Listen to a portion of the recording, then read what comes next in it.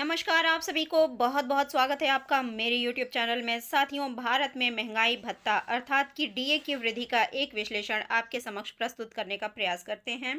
महंगाई भत्ता अर्थात कि डियरनेस अलाउंस डीए भारत में सरकारी कर्मचारियों और पेंशन भोगियों के लिए यह एक महत्वपूर्ण वित्तीय सहायता है जो कि बढ़ती हुई महंगाई के प्रभाव को कम करने के लिए प्रदान किया जाता है। यह भत्ता समय समय पर संशोधित किया जाता है जो कि उपभोक्ता मूल्य सूचकांक अर्थात कि सीपीआई पर आधारित होता है। पिछले कुछ वर्षों में डीए में कई बदलाव देखे गए हैं, जिनमें कि वृद्धि से लेकर के कोविड-19 महामारी के दौरान फ्रिज तक शामिल है। हम अगस्त 2017 से अप्रैल 2025 तक डीए वृद्धि के समस्त आंकड़ों का विश्लेषण करेंगे। साथियों, डीए वृद्धि सबसे पहले 2017 में अगस्त के माह में 2% की हुई, जो कि महंगाई के शुरुआती संकेतों को संबोधित करने का प्रयास था। जनवरी 2018 में 1% की मामूली बढ़ोतरी की गई। इसके साथ साथ मई 2018 में फिर से 2% की वृद्धि हुई। दिसंबर 2018 में 2% वृद्धि, जो कि साल के समापन के समय में हुआ। मार्च 2019 में डीए में 3% की वृद्धि दर्ज की गई, जो कि महंगाई में तेजी आने का संकेत दे रहा था। नवंबर 2019 में 5% की उल्लेखनीय बढ़ोतरी हुई, जो कि उस समय की आर्थिक स्थिति को दर्शा रहा था कि इस वक्त जो है महंगाई बढ़ती जा रही है। साथियों, अप्रैल 2020 से लेकर के अगस्त 2021 तक कोविड-19 महामारी के कारण डीए को फ्रीज कर दिया गया। यह अवधि आर्थिक अनिश्चितता और सरकारी खर्चों में कटौती के लिए थी।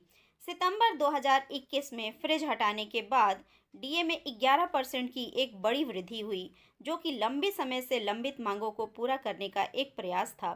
दिसंबर 2021 में 3% की अतिरिक्त वृद्धि हुई और जुलाई 2022 में पुनः 3% की वृद्धि हुई। इसके साथ साथ अक्टूबर 2022 में 4% की वृद्धि हुई और मई 2023 में फिर 4% की वृद्धि जारी रखी गई। नवंबर 2023 में फिर से 4% की वृद्धि हुई और इसके साथ साथ मार्च 2024 में पुनः 4% की डीए में बढ़ोतरी की गई। नवंबर 2024 में 3% की बढ़ोतरी हुई और इसके साथ साथ अप्रैल 2025 में 2% की वृद्धि, जो कि वर्तमान तिथि 10 अप्रैल 2025 तक नवीनतम अपडेट है।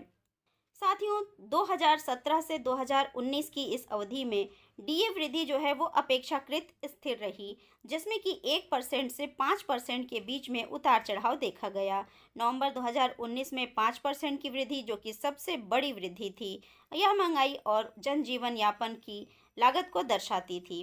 कोविड-19 का प्रभाव यह था कि अप्रैल 2020 से अगस्त 2021 तक डीए को फ्रीज करके एक असाधारण कदम उठाया गया। यह सरकार के लिए आर्थिक संसाधनों को संरक्षित करने का एक प्रयास था, लेकिन कर्मचारियों और पेंशन भोगियों के लिए यह एक कठिन समय था। 2021 के बाद से रिकवरी कैसे हुई, आइए देखते हैं कि सितंबर 2021 में 11% की वृद्धि ने फ्रीज अवधि की भरपाई की और इसके साथ साथ इसके बाद नियमित अंतराल पर 3% से 4% की वृद्धि आर्थिक स्थिरता को दर्शाती रही। 2023 से 2025 की अवधि में डीए वृद्धि 4% पर स्थिर रही, लेकिन नवंबर 2024 में पुनः 3% और अप्रैल 2025 में 2% की वृद्धि से संकेत मिलता है कि महंगाई का दबाव संभवतः अब कम हो रहा है। साथियों, महंगाई भत्ता सरकारी कर्मचारियों के लिए एक सुरक्षा कवच है, जो कि बदलती आर्थिक परिस्थितियों के अनुरूप संशोधित होता रहता है। पिछले 8 वर्षों में डीए की वृद्धि का पैटर्न महंगाई, आर्थिक संकट जैसे कि कोविड-19 और उसके बाद की रिकवरी को प्रतिबिंबित करता है।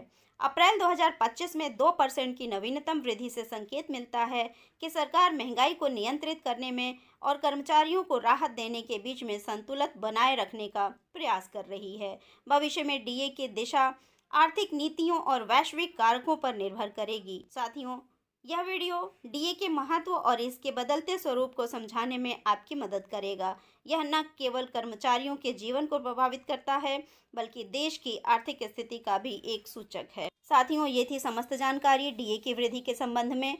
अगर आप चैनल पर नए हैं तो चैनल को सब्सक्राइब कर लीजिए, वीडियोस को लाइक और शेयर करिए तथा नोटिफिकेशन बटन को क्लिक कर लीजिए, जिससे हमारी सारी आने वाली अपडेट्स आप तक पहुंचती रहें, क्योंकि शिक्षकों के सहयोग के लिए ही इस चैनल को बनाया गया है। Thank you. मिलते हैं अगली वीडियो में कुछ नई जानकारियों के साथ।